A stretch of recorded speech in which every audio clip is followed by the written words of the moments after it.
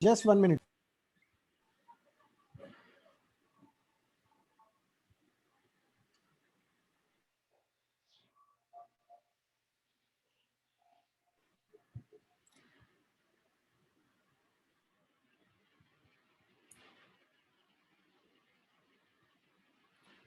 Yes, sir, we can start. Muted All of everybody. you, good evening, all of you. Welcome to this 43rd edition. We again have a stalwart with us, Dr. Shekhar Sheshadri, sir. Next slide, please. I'd like to hand over the stage to Professor Dr. Tufan Pati, sir, from Cuttack. He doesn't like his slide to be read, sir. Over to you. Yeah, thank you, Alim.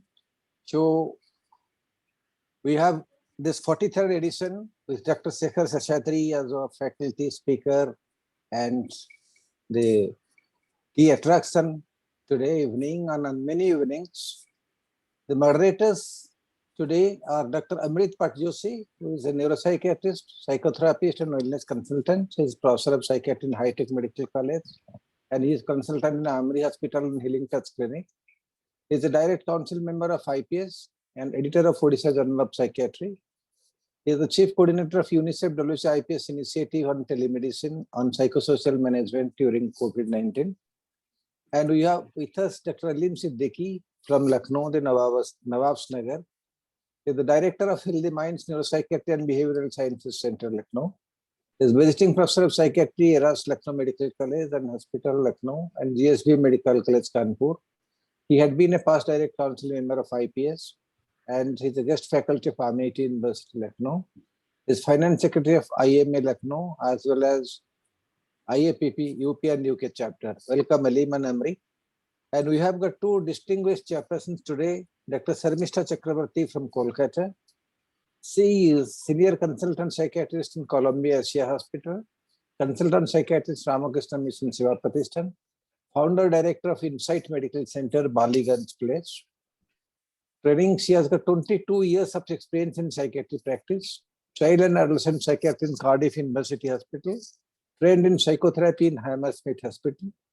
His achievements include ex-EC member of IPS West Bengal branch, representative to East Zone. She had been the chairperson of Women's Specialty Section of IPS, appearances in several national programs and TV channels, awareness programs in online and offline platforms, columnist in Bengali journals and newspapers, organized several national and international conferences. She is a fellow of Royal College of Psychiatrists, and fellow of IPS, and a member of American Psychiatric Association. Welcome, Sarmishta. We are pleased to have you. And we have with us. Thank you, sir. Yes. Let's change the slide. Dr. Bishal Chabra from New Delhi. He's alumnus of Kasturba Medical College, Manipur. He has 18 years of experience in clinical practice after completing his PG, while working in various system institutions like EBOS, CTB Hospital, Women's and Metro Hospitals. He is currently senior consultant Fortis Healthcare, besides running his private clinic in Rohini. He is life fellow of IPS, IABP, IASP, and IAPP. He is the recipient of Ravi Pandey Memorial Award in 2006, WPA Fellowship in Child Psychiatry 2008, and SN Federation Fellowship in 2012. He has published 12 articles in Next journals and 2 chapters in psychiatry textbooks. Besides, and he is an editorial board of the Delhi Psychiatry Journal. He is currently the vice president of Delhi Psychiatric Society. His areas of academic interest include phenomenology, mood disorders, anxiety disorders, psychopharmacology, and neurobiology. In his free time, he is interested in personal development books and courses, history, photography, traveling, and exploring spiritual dimensions of life. Versatile, Bishal Chabra, welcome you too. And with this, I hand over the proceedings up to the webinar to the chairpersons, Dr. Bisala and Dr. Sarmishta. Over to you. Thank you, sir. Dr. Sarmishta, if you want to go ahead and introduce the speaker. Dr. Shekhar Sheshadri has come online. Welcome, sir. Yeah. And then you can start. Welcome, Dr. Shekhar Sheshadri.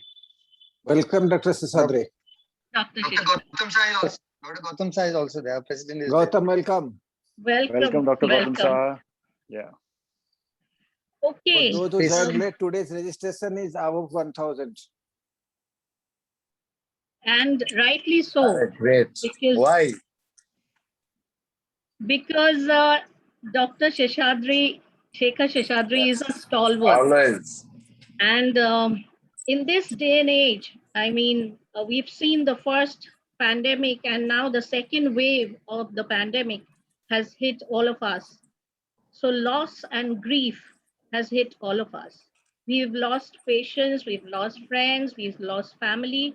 And if you ask me, about a week back, many of you know that I lost a near and dear friend.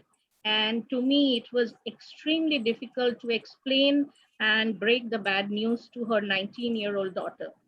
So I've been suffering from bereavement, and I would like to learn and know from such a stalwart like Dr. Shekhar Sheshadri.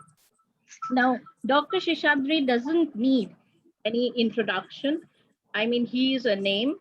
So, but still, because it's the way it is, he is a graduate of Maulana Azad Medical College, Delhi, and a postgraduate in psychiatry from NIMHANS, Bangalore. He is currently Senior Professor, Department of Child and Adolescent Psychiatry and Associate Dean of Behavioral Sciences, NIMHANS. Besides working with child and adolescent mental health, including developmental disabilities, he is actively involved in the areas of gender and sexualities, violence, trauma and abuse, children in difficult circumstances, juvenile justice, experiential methodologies, school programs, teacher training in life skills, education, community and school mental health programs, forum theater and qualitative research. And if you need to contact him, we have his email, shekhar@gmail.com. Welcome, Dr. Shekhar Sheshadri, and I'm so honored to be here and listen to you. I hand over to Vishal, please. Thank you, Dr. Sharmishta. First of all, welcome to a large audience which has come today to listen to Dr. Sheshadri. So it's itself is testimony to his towering personality in our group, in our psychiatry group and psychology group. I'm sure a lot of psychologists also join us today. I'm going to set the context for today's presentation, today's talk, which is loss and grief, addressing the universal and personal context in the time of COVID. I was looking at the data. Till the second wave hit us in April, we had lost around 160,000 people to COVID. That's official figure. Maybe it's much more. And within a month, we have lost almost double of it. We're going to cross almost 3 lakhs by the end of this month. We have, as of today, it stands is 288,232 lives are lost to COVID. Some of us eminent psychiatrists, eminent doctors, hardworking frontline workers, and obviously family members from almost everyone around us. The second wave has hit us so badly. Where I stay in Delhi, we have 16 flats in the block I'm in. 12 had COVID. Almost everyone got COVID, including my family. And we lost 2 people of these, the place where I stay. And this story goes on throughout Delhi and also in a lot of other parts of India. The problem with the COVID deaths is the grieving process is very odd. I could only think of it as a war-like situation. When you go in a war, when the soldiers go out in a war, they die in battlefield. And if they're overseas, they're somewhere abroad, you can't bring the bodies back. So many times they used to be buried there or cremated then and there in the battleground. Family members never get to say final goodbyes to them. Grieving goes through, there's a process of grieving. We used to like, if you look at how somebody dies, the body comes back home, the body is washed by the family members, dressed up, and taken to the, either to graveyard or crematorium. The people go, people hug, people cry, people, bereave. They express their emotions. I know of cases, son can't go to a father's funeral because son is in a different city and there's lockdown and father's in a different city. So you hear stories like this, and this is so painful because yes, we all fight. Every family, we have issues and all, but when somebody dies, we all want to say final goodbyes to that person. And that is being taken away from us because of this COVID pandemic. We have to call people, we do public video calls, we have all the ceremonies on Zoom or other platforms. So the grieving process is really bereft of the meaning it had over the years. And we have to adapt very quickly to in last 1 year. And this, as I was mentioning, in 1 month or almost 1.5 months, we have lost 1.5 lakh people officially. Then maybe the direct toll is much more. And in my friends, in my distant family, I've lost people also. Dr. Shrimishta was also mentioning she lost a dear friend here. So this has hit us really hard. And I think that's why a lot of people have joining in today, more than 1,000 registrations, to listen to Dr. Shekhar Seshadri. So with this context, because this war-like situation, the way we can't grieve properly, the way it has caused so much of pain and trauma, I see almost every day one case where I'm seeing a patient of having depression or anxiety or some problem because they lost a family member, suddenly they don't know what to do. So that is happening, and that's creating a lot of pressure on us, both professionally and also in a personal life, because we see so much death around us. I'm not even talking about children who lost their families just now, and the tragedy in families, like how just now Amrit was talking about. Dr. Amrit was talking about an MP, I think from Orissa, who who's gone to COVID. His 3 sons gone to COVID. The family is totally devastated. I heard another story. There's out of 5 members, only 1 member is left of that house. So these are really heart-wrenching stories. These are really disturbing times. So I hope Dr. Shekhar Seshadri helps us in understanding how to deal with this drama, personal level, professional level, and at the society level. Over to sir. Thank you very much, Vishal. Thank you very much, Sarmishra, and thank you very much, Tofan, Alim, and Amrit, for this session. Both Sarmishra and Vishal have laid a poignant and a very powerful context to what I wish to share with you. I was mentioning to Alim earlier when I spoke to him that this is not going to be a traditional session. I am not going to be using a PowerPoint presentation. I do not wish to trivialize the significance of this moment in this session by talking about Elizabeth Kubler-Ross and some abstruse theories from psychology, because the truth, as Vishal points out, is what the pandemic has done is that it has completely ruptured our traditional notions of grief and the way that we respond to it. Those theories no longer really work because those theories were developed in some other context.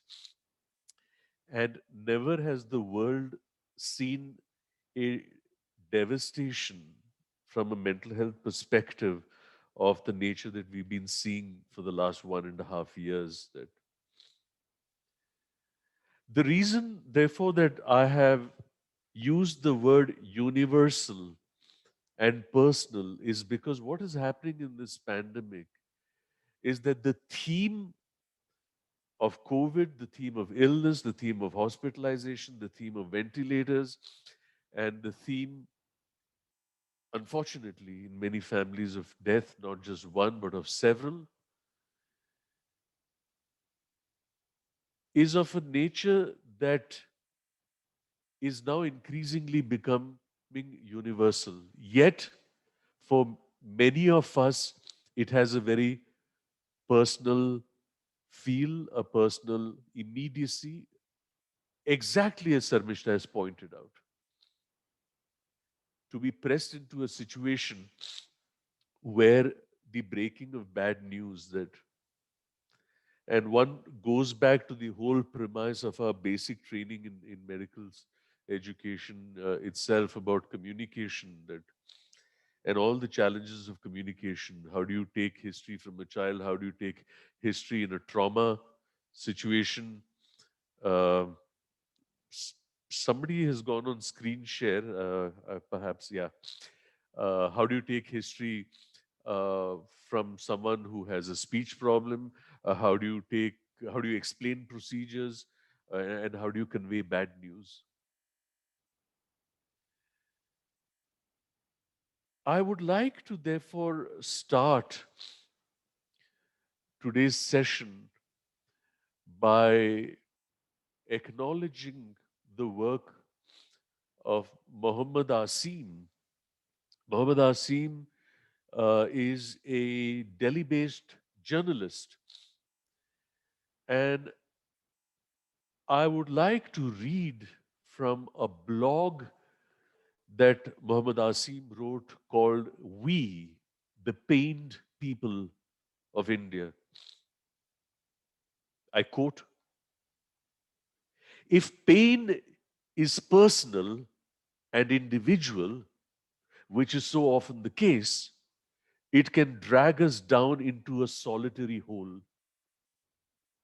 But when it becomes shared and collective, pain can lift us out, extracting us from solitude into the company of those who are suffering as well.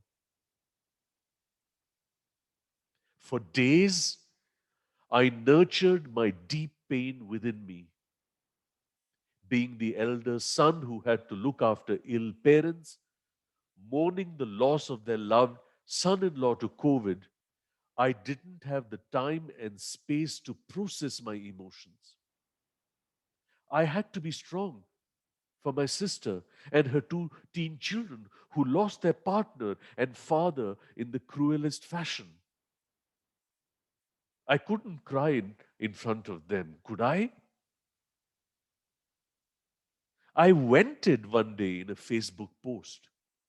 I had to recount each and every horrid detail that I and my sister went through to clear the burden in my heart. That post was me crying out loud, writing, as they say, is cathartic. Then came a deluge of calls, messages from friends, from people I know, and also from total strangers. Thousands poured their hearts out. They showed support. They shared my pain. I got some of the most poignant and emotional messages from people that I had lost touch with or haven't met or spoken to in years. I welled up reading some of those. Many shared their own horrid experience and what they have been going through. I felt their pain. We became one. Our timelines and inboxes are a tide of grief and suffering. Who would have thought that condolences, RIP, broken heart emojis would become the top prompts on our phone keyboards? All around is a deluge of pain, desperation. Everyone is overwhelmed. We ought to share it. Tell others about ours and listen to theirs. No one will emerge unscathed from this pandemic. Everyone has been hit in some way. My heart cries for kids orphaned in a sudden brutal stroke. A dear friend who is part of a counseling collective was asked to talk to a 5-year-old who lost both his parents to COVID. The child tells her that everyone around is mourning and hasn't had time to talk to him. But I have lost my parents. No, just 5. What can anyone tell that boy to make him feel better? I cry with a professor friend whose husband is battling for his life in the ICU. She couldn't properly mourn a friend she had just lost. I had to stay strong for my son and husband, she tells me, sobbing on the phone. I let her cry for some time. There are few people in front of whom you can cry your heart out. For others who look up to you for strength, you put on a brave face. What do you tell a single mother who loses her son just 17 to COVID? Will any words ever bring any closure for her? You can only share and feel her pain. A very close relative looks after a special needs child at home while his wife is struggling for life in the ICU. He himself is unwell but cannot think of his own health.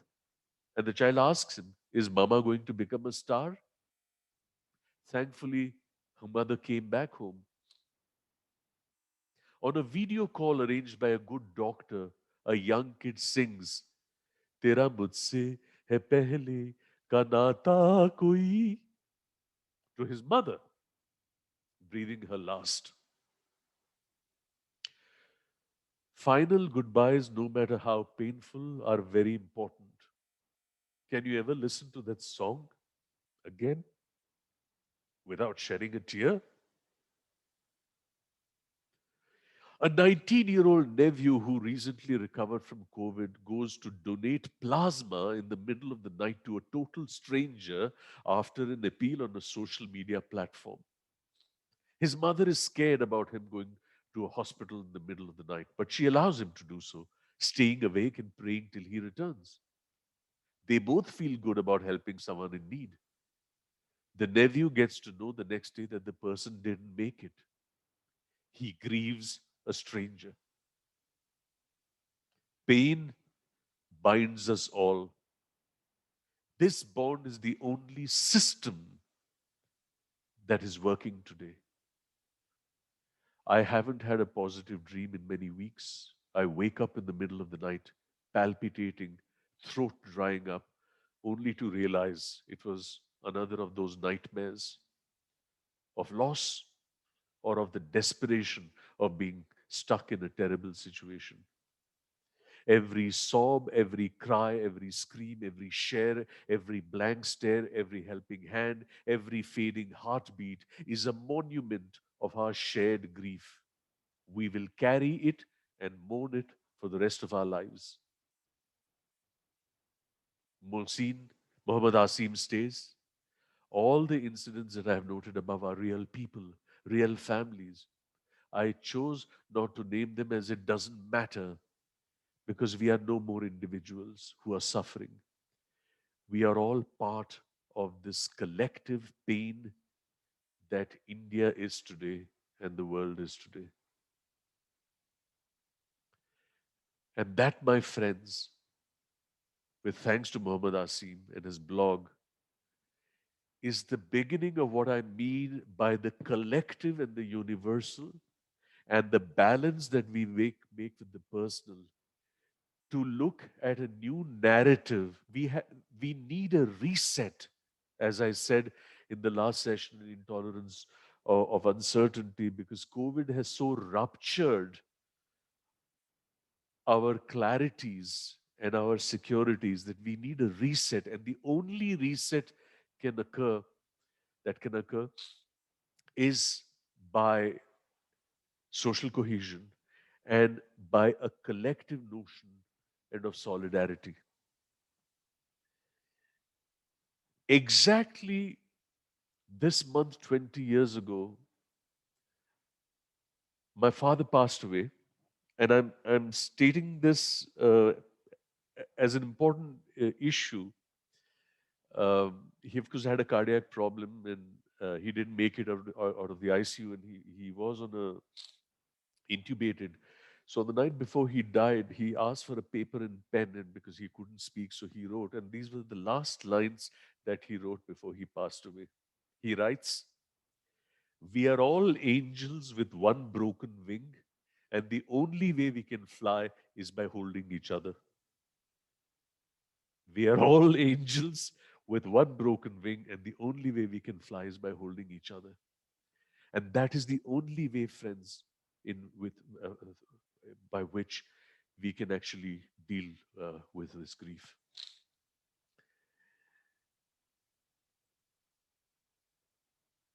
There are two kinds of narratives: logical narratives and narratives that are not so logical. If there is a 90-year-old man who has led a good life, he's invested well, he has children, grandchildren, great grandchildren, an extended family of 135 people spread all over the world.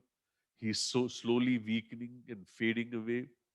70 of the 135 members of the extended family manage to gather. They're all together. He connects to them, they connect to him. He slowly fades away and dies. Fairly logical, the story. A 7-year-old kid is walking by. Some irresponsible electric lineman has left a live wire open. The kid is jumping in and touches it and gets electrocuted and dies. That's not a logical story, neither for that child nor for the parents. The logic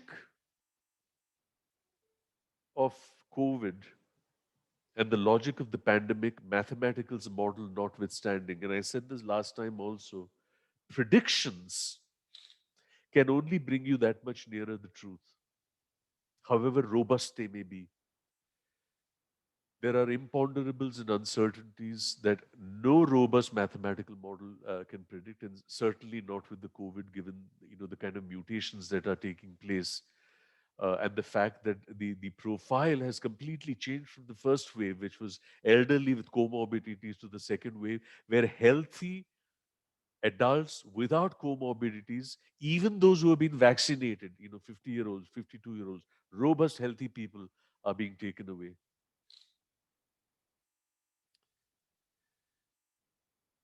So for each of us as professionals, and the importance of this session that IPS Odisha branch has organized is partly a reflection for ourselves. It is also partly the kind of work that you might be called upon to do in your clinics and your practice. And that's a remarkable thing about today's session, which is why I decided to eschew any PowerPoint presentation or going into. Uh, this is the time for perspective taking and to do the kind of reflection for which Sharmishta and Vishal have set such a powerful context of both the personal from Sharmishta as well as the universal, which Vishal has spoken about, precisely the subject of the presentation that I chose today, and the background of Muhammad Asim's presentation, which emphasizes that the only exit for us is the exit of sharing, of solidarity, and of social cohesion. Not that there will not be individual problems and individual griefs. And that brings me to the second issue that I want to share. You know, most people will experience loss at some point of time in their lives. And we know that grief is a reaction to any form of loss, not just of people, but of pets, and bereavement is a type of grief involving the death of a loved one. Now, interestingly, bereavement and grief is not just about sadness. ये केवल उदासी के बारे में नहीं है. उदासी भी है, लेकिन गुस्सा भी है. There is anger because of the struggle to find hospitals, beds, oxygen, and ventilators, and how people exploit stuff when exactly what happens in a disaster. And this process of adapting to a loss can vary very dramatically from one person to another, because it depends a lot on what your relationship was to what was lost, and what your belief systems is. And So there's a range of feelings that we go through, guilt and yearning and anger and regret and then sadness. And these emotions are very surprising because they can be mild or they can be intense. They can also be very confusing. One person among the many of you who are gathered here today may find yourself grieving actually a painful relationship. But for another one, the mourning of a loved one who died of protracted struggle with COVID may feel a relief that the person is no longer suffering. So this bounce, between different thoughts as you make sense of your loss. So what you do for yourself and what you do for others, because some thoughts can be soothing. She had a good life. He had a good life.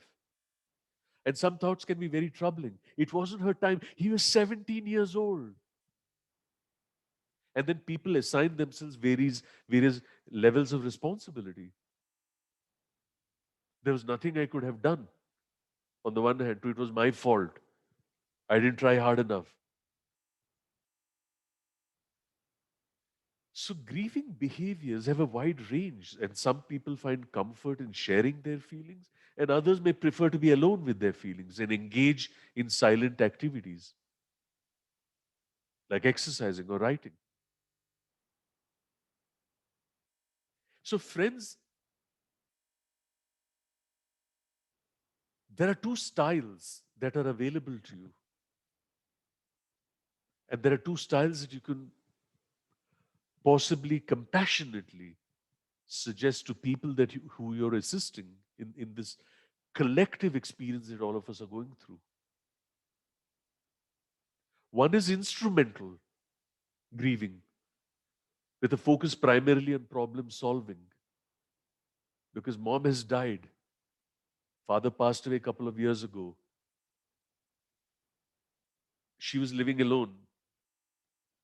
I have to wind up her house. I have to find her bank papers. I have to get the certificates. I have her stuff. How much do I take back with me? Where do I shift it?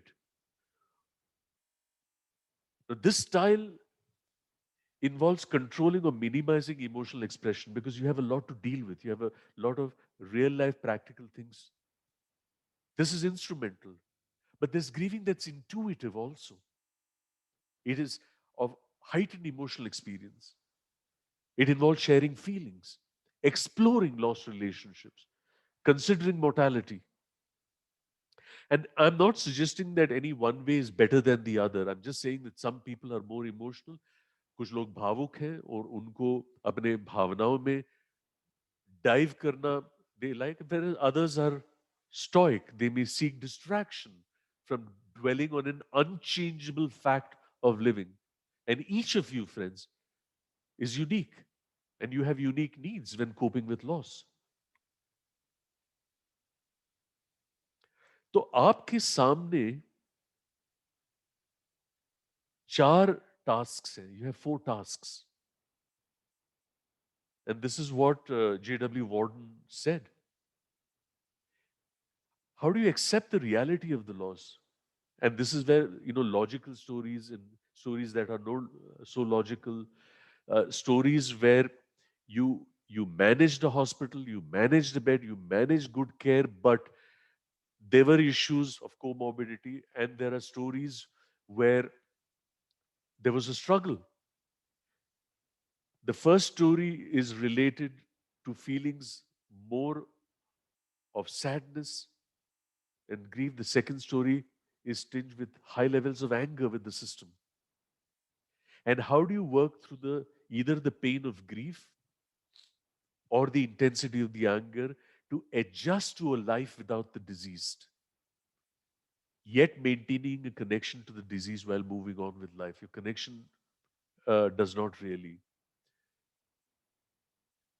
So there are things that people do, that you do, they are loss-oriented activities.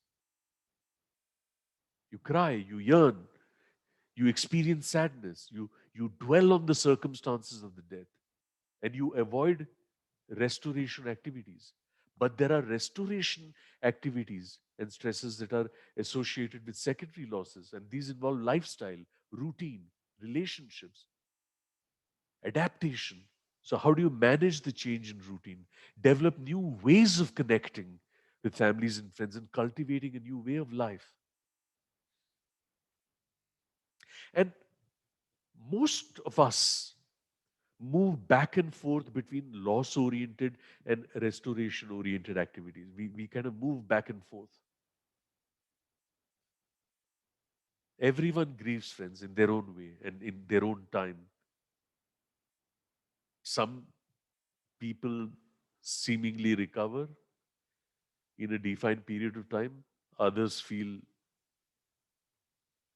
that they'll take a long time. Sometimes the deep sense of loss lasts a lifetime. But as someone often said, you may have lost a life, but you do not necessarily lose a relationship. And what is it that you choose to celebrate that? Which is why some people grieve for years without seeming to find even temporary relief. And this gets complicated, if there are other mood issues or issues of dependency, or there are complicated emotions that it's a difficult process, friends, particularly if you've lost a loved one. It's a difficult process. Whether the loss is because of death, as in the COVID pandemic, or it's because of a breakup. And one of the hardest challenges is to adjust to the new reality.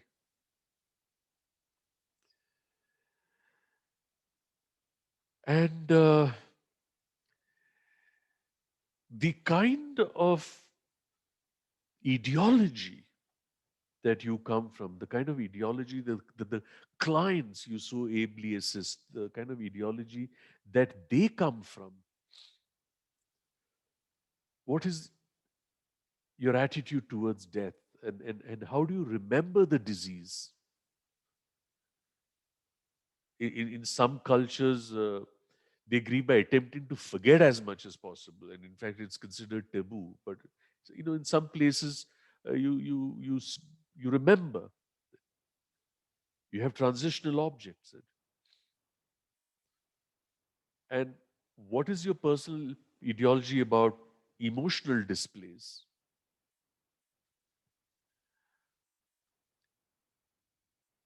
This brings me to perhaps a very important aspect for your consideration in what all of us are dealing with at this point of time.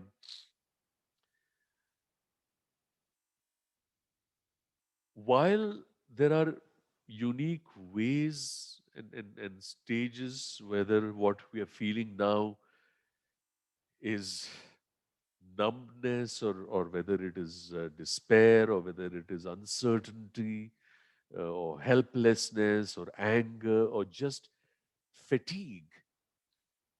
The point, friends, it's normal to experience these.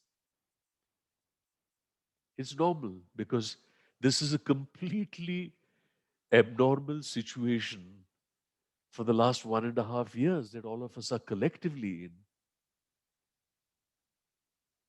So, how we deal with it, whether we are doing self healing or self counseling, all these are matters of semantics. That let's not get caught in semantics. The issue is for each of us, first, how are we processing the event story of the deaths that we hear of? Now, when we work with a bereaved client, or when we are dealing with a bereavement within the family, or that of a close friend, as Sir Mishra referred to, what we need to really encourage ourselves and encourage our clients is to engage in a healing retelling of the loss. Create a safe space for yourself, for others to open up, to build trust, so that when the time comes to help, to rewrite the story of the loss, you communicate it effectively. And you do this by accessing the backstory of the relationship.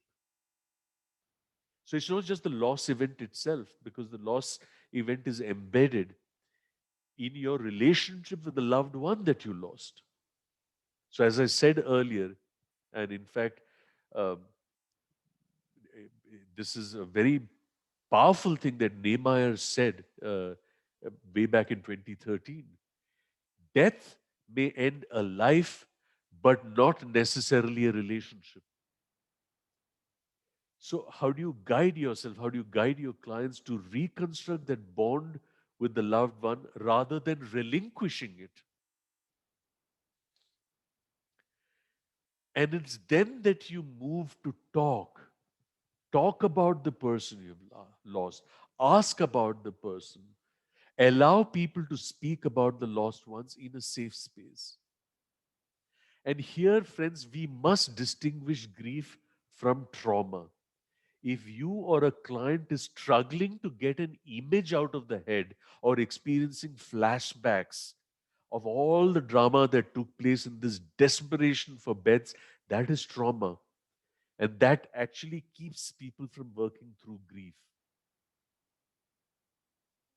And for many of these people, did I do well enough? Could I have done more? And the kind of grief and guilt that you feel, to organize the grief in a way, because feeling guilty about what you did or didn't do while the loved one was still alive, or feeling guilty about not feeling sad enough or moving on when the loved one is not there, to let go of this guilt and commit to living a life that will honor the person you have lost, even if that means forgetting about them for a little while.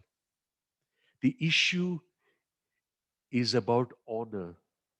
The issue is about holding on to the relationship. Death has only ended a life, not the relationship.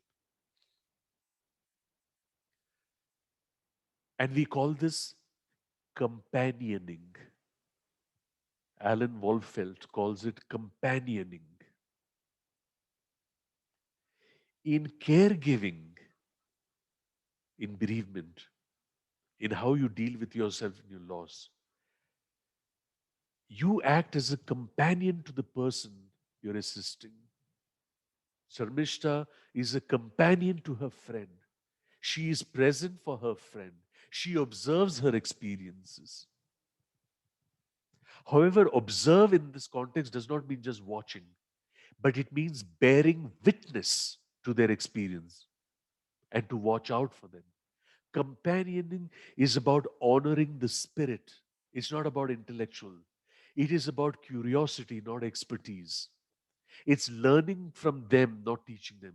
It's walking alongside, not leading. It's being still, not being frantic. It's about discovering the gifts of sacred silence, not about filling every painful moment with words. It's listening with the heart, not analyzing with the head. It's bearing witness to the struggle of others, not directing them.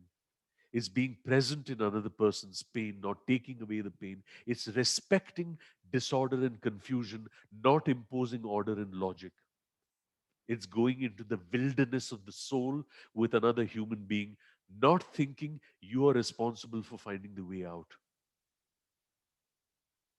So, what do you need to do, friends? Listen to yourself. Listen to others in a supportive manner. Listen to your own concerns. Give yourself time. Help yourself and others recognize that their emotional reactions and what's happening to you is natural, normal, and to be expected. You must accord yourself that gentleness and that much of license and care. Assist yourself by organizing and prioritizing day to day and recovery related tasks. Help yourself and others recognize that the wide range of reactions to trauma, numbness, frustration, confusion, anger, anxiety, sadness, to recognize them. But they have strengths. You have strengths, you have healthy coping mechanisms that can permit you to gradually resume your pre loss level of functioning. Each individual, each of you has your own unique way. Dr. Kenneth Doka says,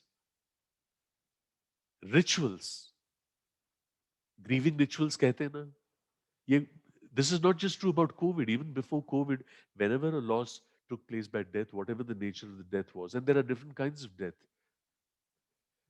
Someone has cancer for 5 years, in and out of hospital, surgery, chemotherapy, radiotherapy, multiple surgeries, slowly fading away. You know the.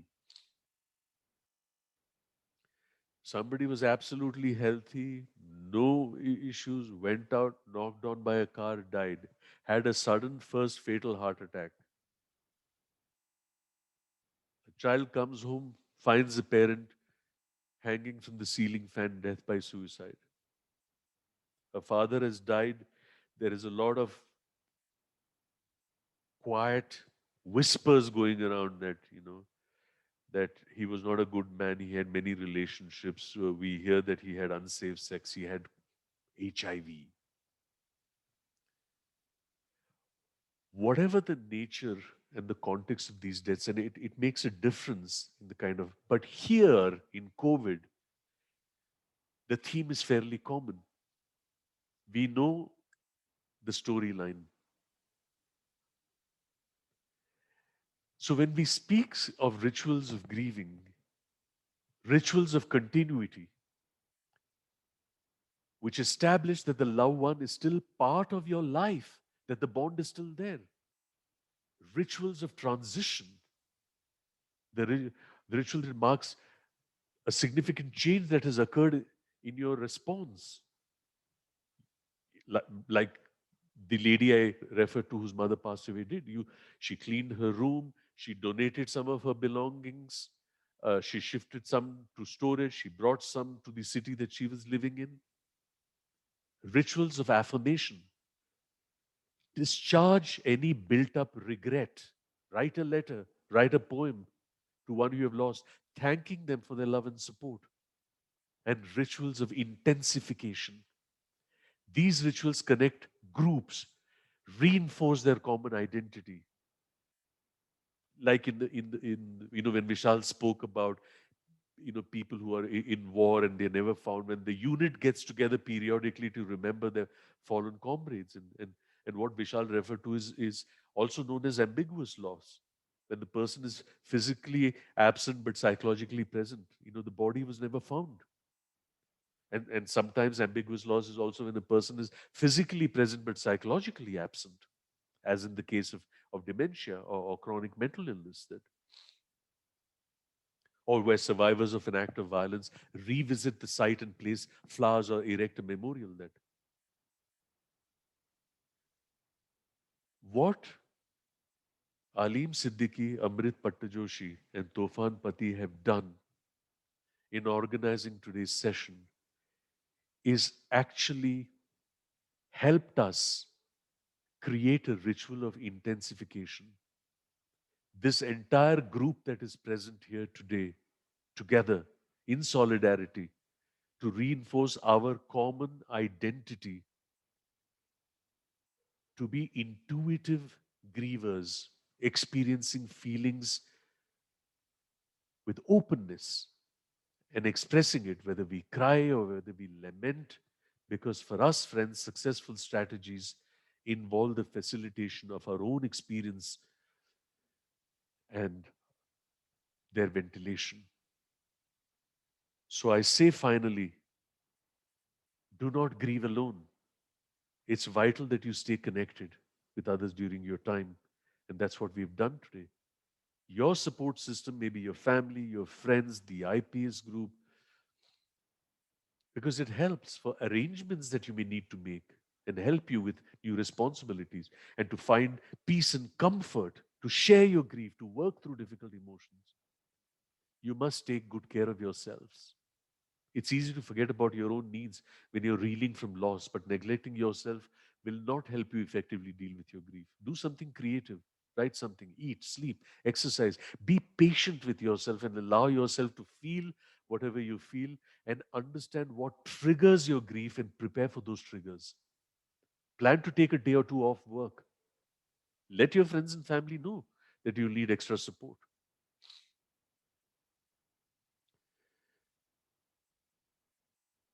Before you do anything else,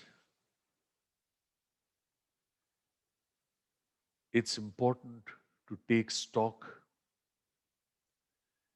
of where you are with reference to the world around you. And if you meet people, particularly children, answer any questions that they ask, even if they are hard ones about death. Give them honest answers. Give children the choices whenever possible. Let them decide how they want to say goodbye. Allow them to join rituals. Encourage them to work. Talk about and remember the person who you lost. Don't avoid it. Respect that different children have different grieving styles. Listen to them without judgment. Allow them to say goodbye and take a break from grieving, and allow the child to take a break from grieving by responding to normal things that really take place. And it is in this context that I also have taken the liberty. We are doing a series on COVID in children, and the last session on Saturday is actually about grief and how do you work with children in the context of grief. This, friends, is the framework of what I wanted to share today. And thank you very much. So many of you who've been present today. I hope I have been of some assistance to all of you wonderful professionals of this very important profession in recognizing today the context and the complexities that Sarmishta and Vishal introduced, and the spirit of solidarity in which Tofan Alim and Amrit actually organized this today. I'm happy to spend the next half an hour in listening to some of the things that you want to say, and I hand you over to wishing all of you health and some level of solace in these very difficult times. We will come through, friends. We will come through because, like my dad said, we are angels with one broken wing, but we can fly if we hold each other. So let's hold each other and continue to fly. Thank you so much, sir. Thank you so much. A comment in the chat box sums it all. Knowledge tree. It is to you, sir. You are our knowledge tree. That compliment is for you. Nay, So, I just wanted to say, Alim, I've said this over and over again. Uh, I'm not the message, I'm only the messenger. If I sound effective, please understand it's only my struggle to represent the truth of the children and families I work with as much integrity as I can. I only convey what I hear and what I am experiences other people going through, and I share the work and the thoughts of many illustrious people who I have quoted, who work in this situation. But thank you very much for thank you that. so much, sir. Over to chairpersons for their opening comments, and then we can go on for the discussions.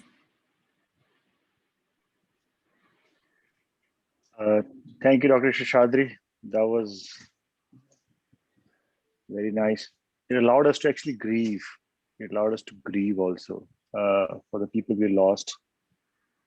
I think this happened. It was a collective. It was like going to a chautha ceremony and listening to a learned person talk about life and death and the meaning of the whole thing. So this was really, I think, this was really cathartic for everyone. I hope people agree with my comments there. I wanted to actually do something but I initially, because the people who are still joining and a lot of people are joining, I wanted to take a moment silence, just 30 seconds, 1 minute silence for all the people we've lost, our friends, family, and everyone. So I would like to request everyone to just be silent for a minute, and then we'll take the further proceeding, if that is okay, if that is permission with everybody else. Is it okay? Okay. Sure. Just 1 minute silence, please.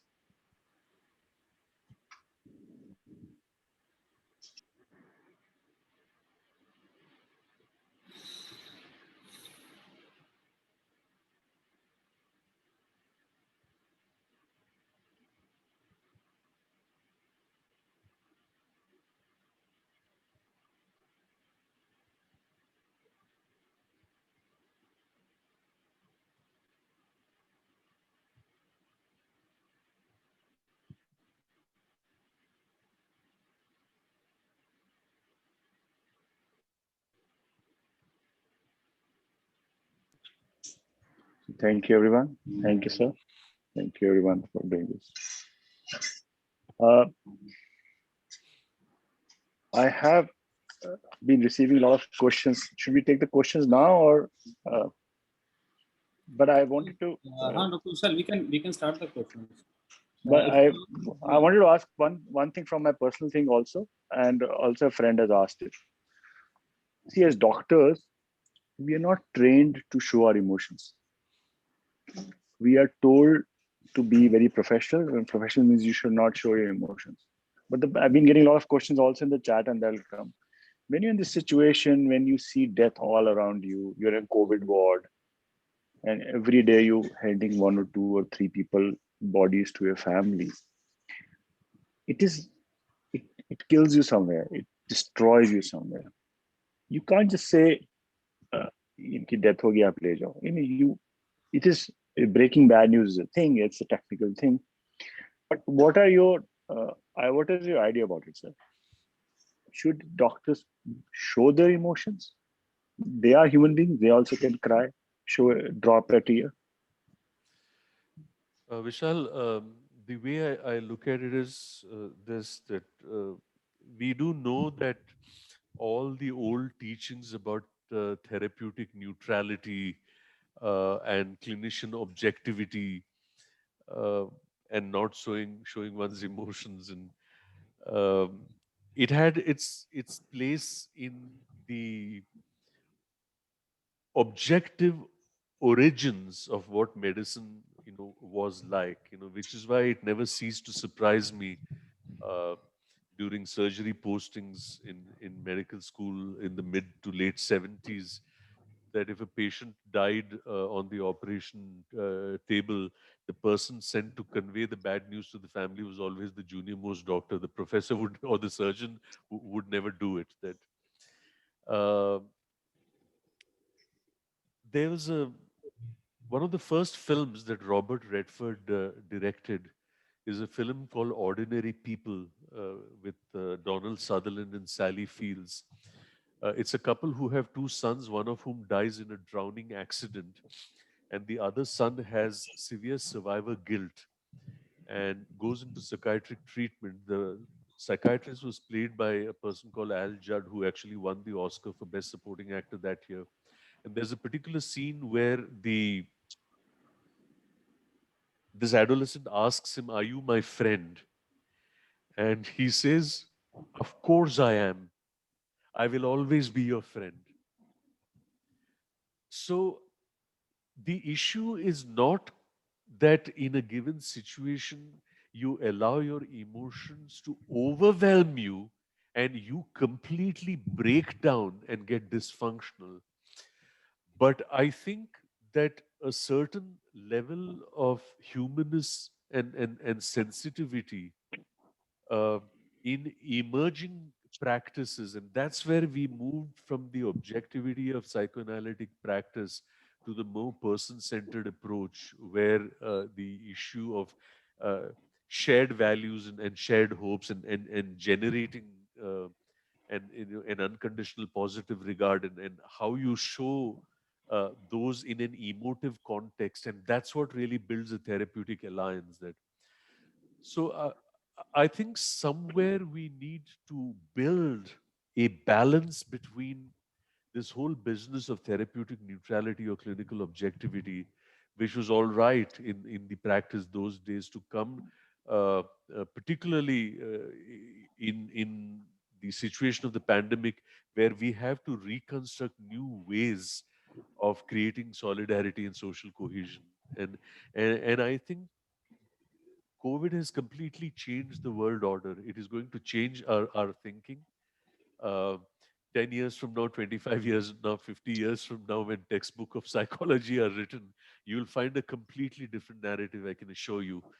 And I think, Vishal, the point that you're making, maybe this should be noted, and Alim Siddiqui and Amrit Patajoshi should note it, so that 50 years from now, people will say कि किसी विशाल छाबरा ने कहा था in 2021, and somewhere in 2051, he's being referred to as a person who tabled that there has to be a paradigm shift in the way that we approach practice. That's my response, Vishal.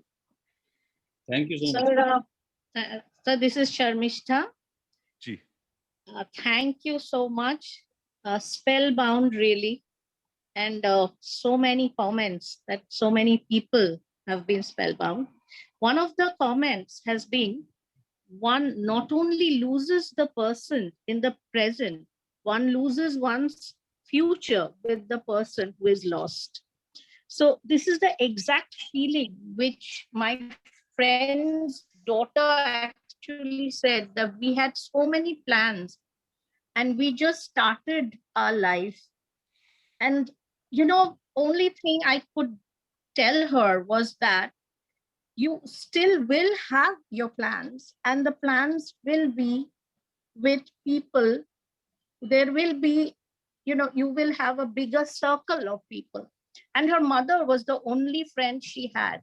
I think that kind of speaks a lot. And now only thing I'm doing is every day I'm just asking her, are you all right? And, have you eaten? And things like that. So I think what you said was that in our school group, we just bring about good memories, what we spent with her in our school. So this collective kind of feeling, this collective remembering the good memories, her difficult days were terrible. The last few days were terrible. I think if we thought about those were traumatic days. So that's one of the things I think very. Yeah, I wanted to add something to this, Sharmishta, in going ahead, that there are two aspects to maintaining this connectivity. One is the decision itself that you've spoken about. The other is in the dialectic of the communication, and I just wanted to expand a bit on that. See, there is a difference between the question, "Are you all right?" and "Have you eaten?" Uh, because when it is phrased in that dialectic, it necessitates or forces a certain kind of response. Whereas if the question is not "Have you eaten?", if the question is "What did you eat?", then the tenor of the communication changes. So the nuance of this communication in a situation like this, when you keep contact and you're going through an understanding of their day by questions which need not necessarily be answered in yes or no, but it gets into a little more detail. What did you eat? Or what time did you? Oh, that's good to hear. And today this is what I did. And where did you get the stuff from? Did you Swiggy it in, or did you manage to cook something on your own? And Trying to normalize things, I guess. Exactly. Yeah. Yeah. There were a couple of questions I saw on chat. One was with relation to when we speak about people's beliefs and their religious beliefs, and how do we work with them, and with what position does a therapist come. The idea in working with a client is really to understand what position of belief or lack of it does that person come from. And therefore, your responses in communication are basically centered and contextualized on that. You may have your own belief systems that, some of us believe, some of us do not, some of us are agnostic, some of us believe there is a higher power. We don't know whether that's a he or a she, or has no gender at all. and what happens to people when they die. Does Reshma Srinivas know? Does Bharati Rajguru know? Does Alim Siddiqui know? Do I know? I don't know what happens to people that, and what do children believe? That they become stars, they become trees, they become fairies. Um, and all of the above are right. And some people may be rationalist and say all you become after you die is either you're buried or you're burnt and you become carbon and nitrogen. That, but they're rationalists. That, but you allow for children in the specific context of my work to work within their belief systems. And belief systems is not just about religious belief systems. That there is a certain spiritual superstructure that all of us exist in, part of which is our religious inclination, but part of it is also beliefs that go beyond religious structures to look at what our notion of life, of death, of relationships, of emotions, of the cosmos, of nature, of emotions, of bonds, of connectivity, of rituals, of memory. All that is part of our spiritual life. And children recognize it because they have an inherent wisdom that and they have an inherent sense of the truth, and it's in that way that we really approach how we work within the belief systems of people to structure our responses. Amrit.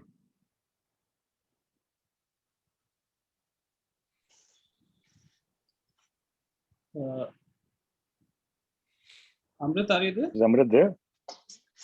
Amrit, Am I audible? Am I audible? yeah, Yes. yes, you are.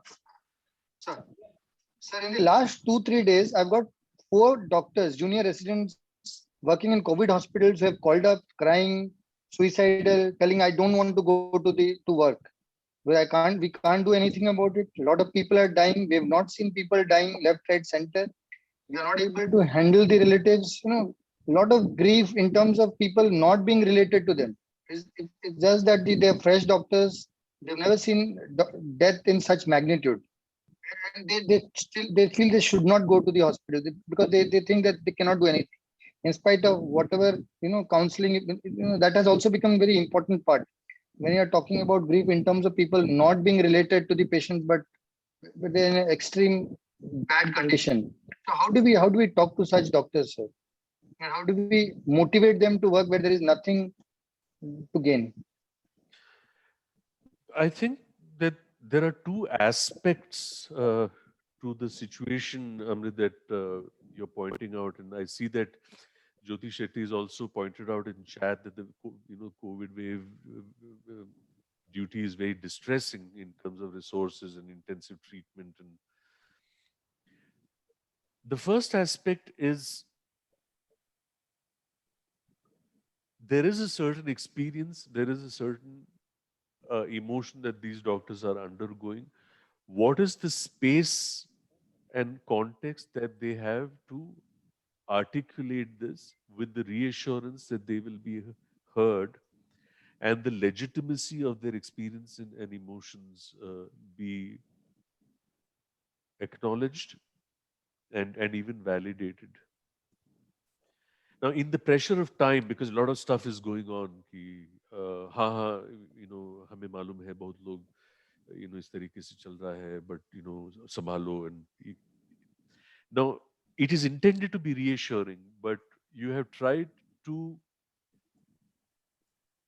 compress a response of validation because of the pressure of time into a 2-minute or a 5-minute or a 7-minute response, which doesn't allow for a holding moment for them.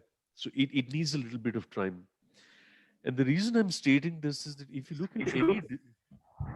look at any disaster or emergency situation, armed conflict, complex humanitarian emergencies, and people who work in the front line in really difficult circumstances, the organization insists that they take a week of R&R, rest and relaxation. It is mandatory for you to take leave and go. You cannot be working with this kind of that. Now, whether this leave is for 7 days or whether it is for 2 days or whether it is for half a day is a matter of that institution's choice. But at least to give that much of space, that's one part of it. The second is, now that we have recognized that this challenge and this situation exists, what arrangements are made by the system, by the institution, by the mental health fraternity working in that institution to provide for groups that allow people to come in. See, the power of sharing and of collective learning, for 10 of these doctors who've been through the same experience to be allowed to share their stories. See, stories and narratives are very powerful. You don't have to say anything. You're there to allow the story to be told. You acknowledge it and you thank the people.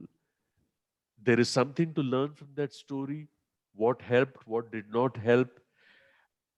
There is a slight difference in this person's story, and we collectively learn that. Now, these principles of and this is the most unfortunate thing in postgraduate psychiatric training. In how many centers do we look at group processes and the art and the activity of group therapy? Honestly, tell me. Not even in NIMHANS.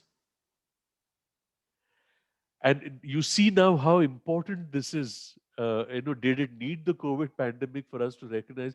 And group processes, group therapy is a old, and we did it here in 1981 when I came to NIMHANS first. We used to do it every other day.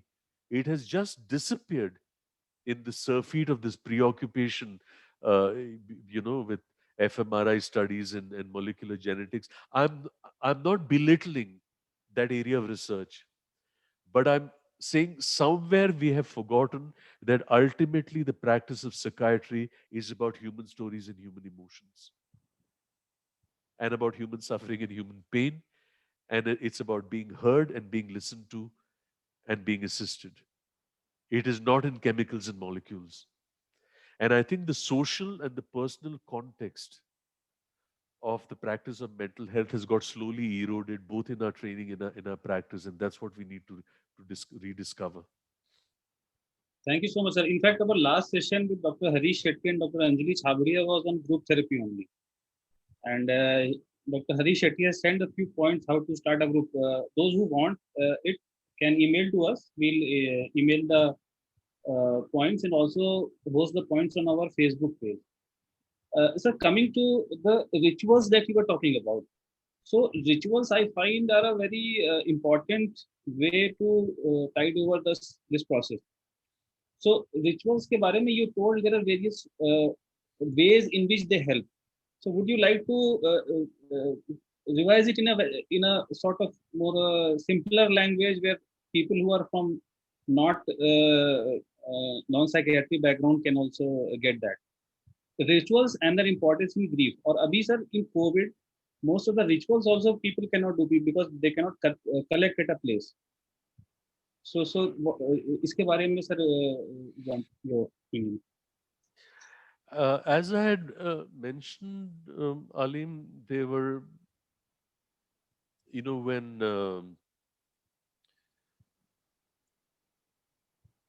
Dr. Kenneth Doka speaks about different kinds of rituals, that there is an assumption that rituals necessarily have to be done physically, face to face. But if you look at what he spoke, and I will repeat them, rituals of continuity. What these do is they only establish that the loved one is still part of the client's life.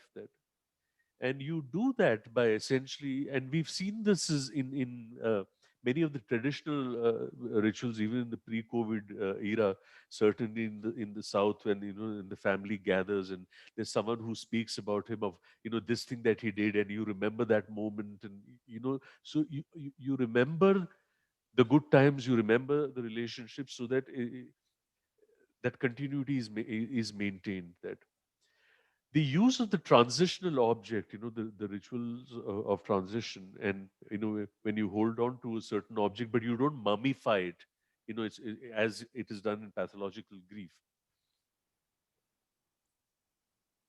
So the act of even composing a letter in your head as a ritual of affirmation, or the fact that we lived in the digital world in any case even before COVID, we are forced to live in it even more.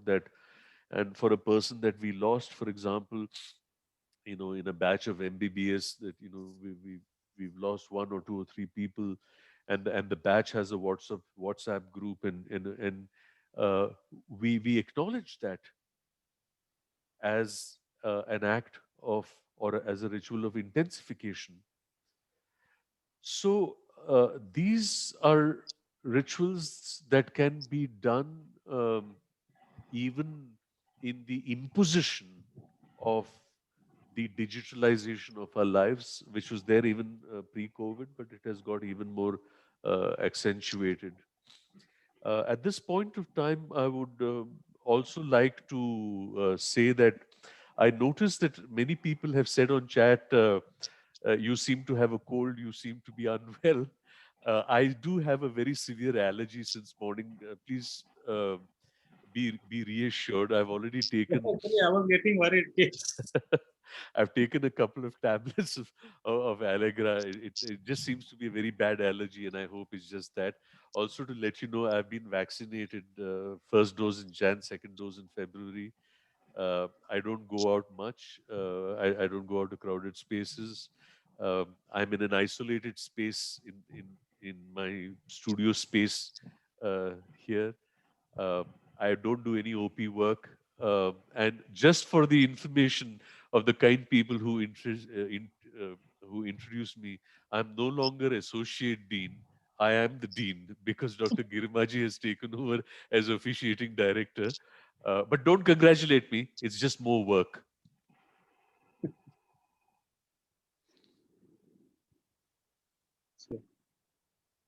Thank you so much, sir. Thank you. Dr. Vishal, would you like to? Yeah. So should we start some questions? I Yes. have got, let's start. So I got one question, sir. Somebody messaged me directly. My friend of mine, she says that it's exactly 7 months ago today, my dad passed away due to post-COVID pneumonia. It's been difficult time for all of us. We all miss him a lot. We still cry to each other whenever we feel like.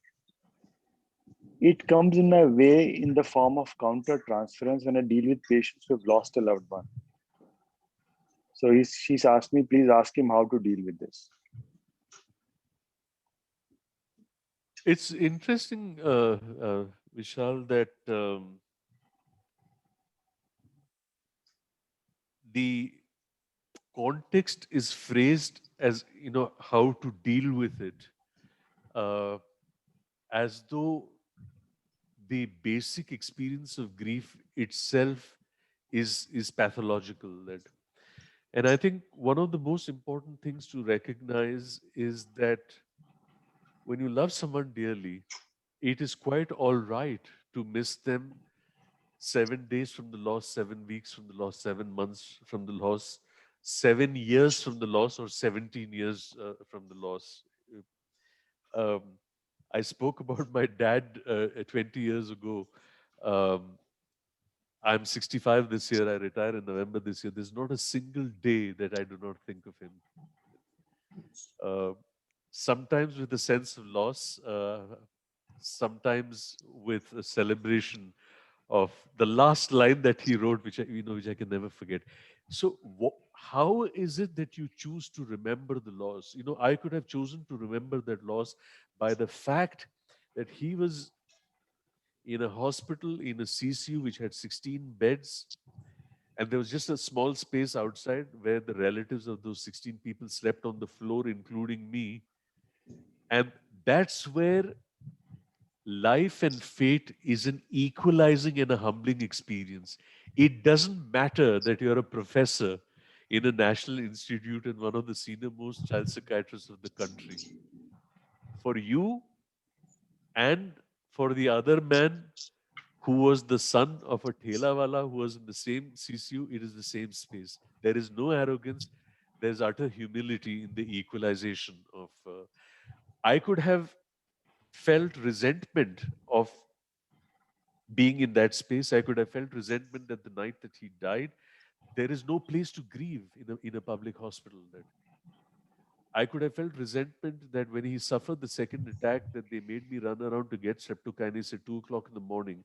Not that they didn't have it, but you have to replace it. I would have replaced it in any case. I choose not to remember it by those experiences. I choose to remember it by the fact that a man is so alert that despite being on the verge of going and despite being intubated, he can still ask for a paper and write in his shaky handwriting, because he was going to say, we are all angels with one broken wing, and the only way we can fly is by holding each other. That so it is quite all right to continue to, but you can convert some of those remembrances to a celebration of what that person meant to you, and do not fight it. You don't have to deal with it. You have to be in it. So I think that that paradigm shift, or that renegotiation with yourself to say, I'm not dealing with it anymore. I'm living with it. I'm living with the memory of this wonderful person who was part of our lives. That we are sad we lost him. The sadness is very real. But here are the good times that that's the way I would look at it, Vishal. So yeah, so you're saying, sir, that it's our choice, it's a personal choice. How do you look at the situation? You can try and look, instead of looking at how quickly the person went away, mourning at, feeling guilty that you did not do enough at the last moment. What if this would have happened? That could have done. Instead of that, you look at the positive memories, what you enjoyed with that person's life, and cherish that. It is a shift. Not, it is a shift. It's a shift. Which is within your powers and your autonomy to make. I think one person has talked about how do you celebrate loss. So that I think that the things you discussed just now, covered that. Yeah. It's about celebrating the person and what the person not meant. the loss. What the person, yes. Young children losing their parent, how do you deal with them? One of the questions. Yep. This is where I'd like to draw your attention to the session that I'm going to be hosting the coming Saturday from 5:30 to 7:30. It's a very intricate and nuanced session on how you work with young children in the context of grief, and it's a little difficult for me to kind of precede in a brief response in the 4 to 5 minutes that we have left to close the session. It's been a long day for me, and as you can see, I'm in fairly severe catarrh right here, and I really need a hot cup of water, perhaps with couple of drops of something in it to open sinuses, as it were. But please do subscribe to the YouTube channel because this is all public domain, and on Saturday from 5:30 to 7:30, we are specifically be going into details of how we work with young children in the context of COVID and loss and grief. So can you repost it? A lot of requests coming for it. I know you had already posted it. If you can repost it right away, sir. Surely. I've done so. Just thank you. So yes. So all the now you guys you can look. You can look. Name of YouTube channel, please. One person has said. Same. It's I think it's link mein hai. Yeah. It's okay. Yeah. Yeah, even if you put even if you put SAMVAD-NIMHANS, it'll come. So all those people who are messaging, if you missed a part of this important session today, don't worry. All Thursday musings are available on Facebook. Dr. Aleem and Dr. Amrit very religiously upload them. More than anything else, they do it. They look at this very seriously. So you will get all the information and you'll be able to replay this session. You can share this session with your friends and relatives and anyone else who wants to watch. So Yes, sir. can we take Sir, few questions? are you okay to go ahead? Yes, sir. Sir, आपको 2 minute का break दे दें sir for a cup of tea or something. No. Sir, लोग बड़े बहुत if you I think want to take. It is already nearing 9:30, so sir को वैसे ही हम दूसरे subject कर लाए हैं. So what you can do is you all post your questions here. We'll make a file, send it to sir, and it will be available. Answers we can anyways plan a new session on the queries, or we'll try to respond to all of you. So all the queries. One of the things that I often do for Thursday Musings is that I take all the stuff that has come on chat and then I do an exercise of converting them into understandable, for lack of any better word, categories of concern, and then prepare another session. I've done this twice before, and I'm happy to come back again. And The thing is, there are so many questions that we are not able to actually address. We can't do Too many. But there is a very important question, I think, which is happening because of the second wave. There's a question somebody asked: how to deal with anticipatory grief? You know this is going to happen. So I think that was an important question, and if you address that, that will be very important. How anticipatory grief? One of the approaches that we use is really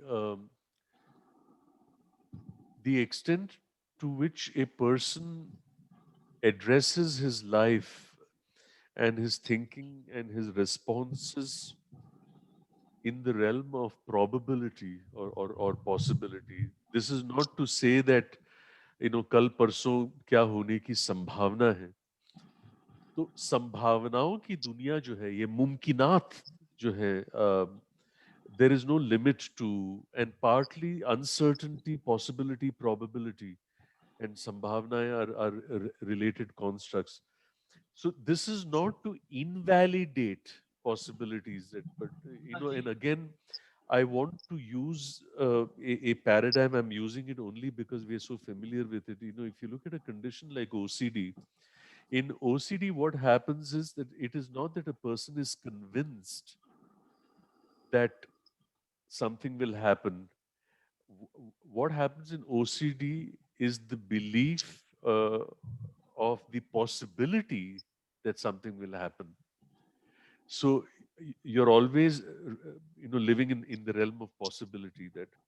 So one recognizes it to say that yes, there are always anxieties and uncertainties.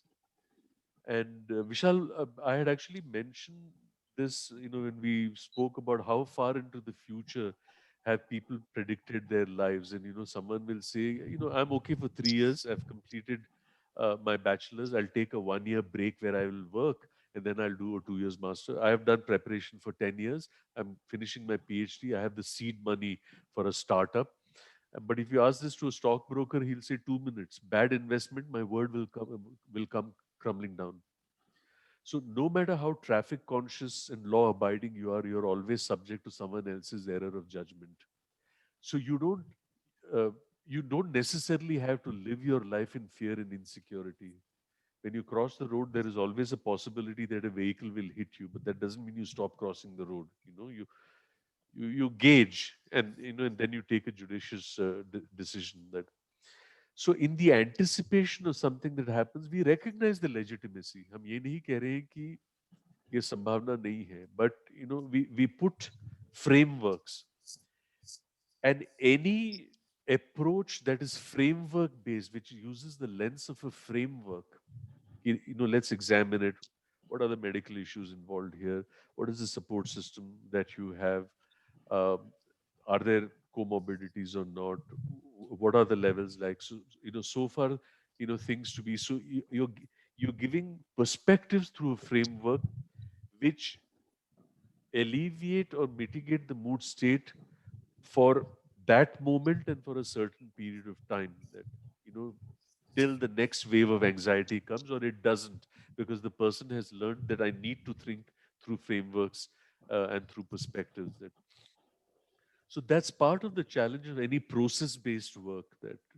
And often the tension or the pressure that we say something and it'll lead to magical change does not take place, and we sometimes sacrifice process over the sense of urgency and that's what we need to keep in mind.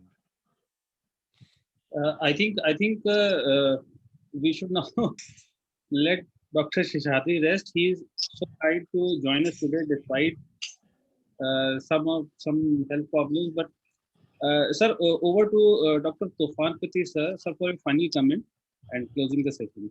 Thank you. Thank you. Thank you, Dr. Seshadri, for your kind presence in spite of